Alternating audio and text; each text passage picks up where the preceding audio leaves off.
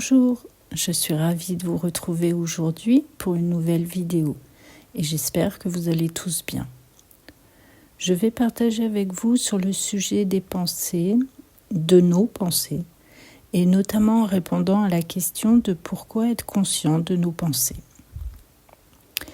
Nous avons environ 60 000 pensées par jour, ce qui est énorme, et 90% de ces pensées ne sont que des répétitions d'anciennes pensées.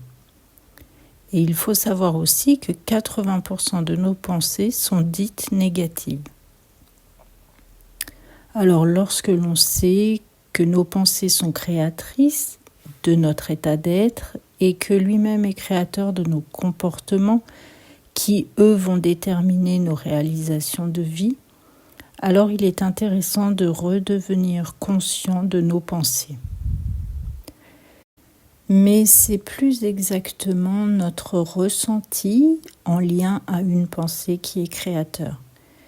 Effectivement, même si cela est la plupart du temps inconscient, il y a toujours un ressenti, un sentiment relié à une pensée. Et c'est lui qui nous programme quelque part, qui crée notre état d'être. Mais on en reparlera un peu plus loin. Joseph Murphy, mais d'autres également, comme Louise Hay, ont démontré le pouvoir que pouvaient avoir nos pensées sur nous, sur nos vies, mais également sur les autres. Car effectivement, si nous avons des pensées dites négatives sur nous-mêmes, comme penser ne pas être capable de quelque chose, alors nous ne tenterons pas de faire cette chose. Et il sera donc difficile d'avancer sereinement et notre vie en sera impactée. Il en est de même vis-à-vis des autres. Car si nous pensons négativement d'une personne, nos attitudes envers elle seront également limitées et notre relationnel ne pourra pas être équilibré. Alors que si nous pensons de façon positive, cela est créateur de belles opportunités. Car si je pense que je suis capable, j'arriverai à tenter cette fameuse chose que j'aimerais faire, à passer à l'action, et ma vie avancera donc plus facilement. Et si je pense positivement d'autrui, cela créera un relationnel plus harmonieux.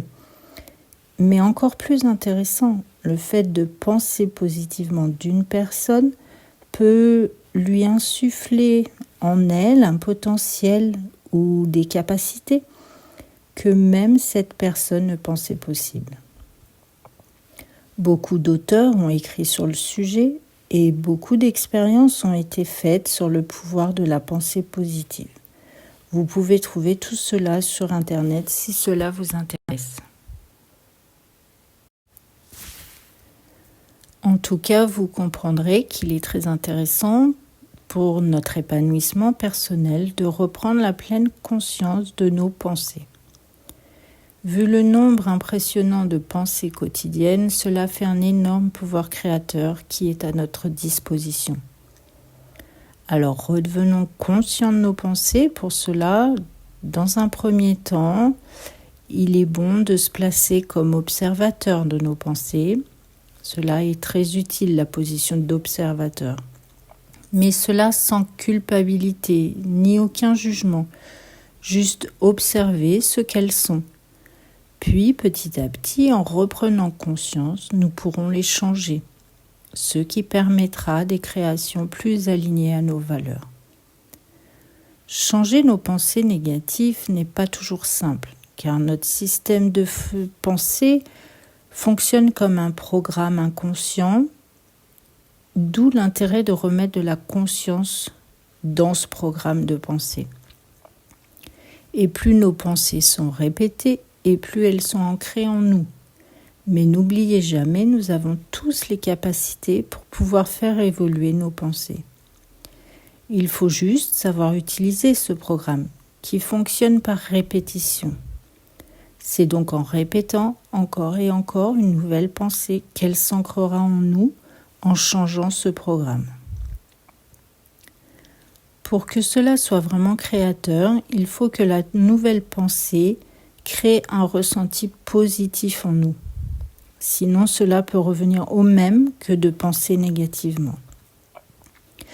Effectivement, c'est le ressenti que nous émettons qui est associé à cette pensée qui sera créateur. Donc juste dire une phrase qui est dite positive mais qui ne nous parle pas réellement ou qui est trop éloignée de notre système de croyance peut émettre un ressenti négatif qui ne nous aidera pas du tout. C'est pour cela qu'une pensée seule ne sera pas utile. On doit pouvoir y croire, on doit pouvoir s'identifier à cette nouvelle pensée afin de créer un ressenti positif. Pour nous simplifier les choses, nous pouvons changer nos pensées par étapes. Par exemple, si j'aimerais arriver à parler facilement devant un grand public de personnes inconnues, mais que je pense que je n'en suis pas capable, cela va être très limitant. Donc, pour faire évoluer positivement ces pensées, je peux, dans un premier temps, penser que je parle à un petit groupe de personnes connues. Puis, quand cette nouvelle pensée est ancrée, avec un ressenti positif, je peux aller vers une autre pensée plus grande, qui inclura à ce groupe quelques personnes inconnues, par exemple. Et ainsi de suite, jusqu'à arriver à ancrer la pensée souhaitée au départ. Mais attention, soyez toujours attentifs à vos ressentis, qu'ils soient mentaux ou corporels, car vous pouvez ressentir aussi dans votre corps un mal-être ou un bien-être. Donc, restons attentifs à ces ressentis, car c'est eux qui créeront. Alors, à chaque étape, posez-vous avec vos ressentis qui doivent toujours être porteurs et motivants. Et ne partez jamais en lutte contre vos pensées, mais acceptez-les, observez-les, puis consciemment venez les intercepter, puis les changer par des pensées choisies consciemment cette fois, des pensées plus alignées à vos objectifs de vie. Vous pouvez aussi utiliser des affirmations au quotidien, mais elles doivent évidemment créer un ressenti enthousiasmant pour vous, créer de la joie. Mais les affirmations peuvent vous aider à reprogrammer vos pensées. Vous pouvez aussi choisir des citations à afficher chez vous, par exemple, ou des images qui vous mettent en joie ou qui représentent ce vers quoi vous souhaitez aller. Alors voyons toujours le bon côté de la vie, le verre à moitié plein. Et ce nouvel état d'être s'ancrera en nous. Et je vous le souhaite à tous.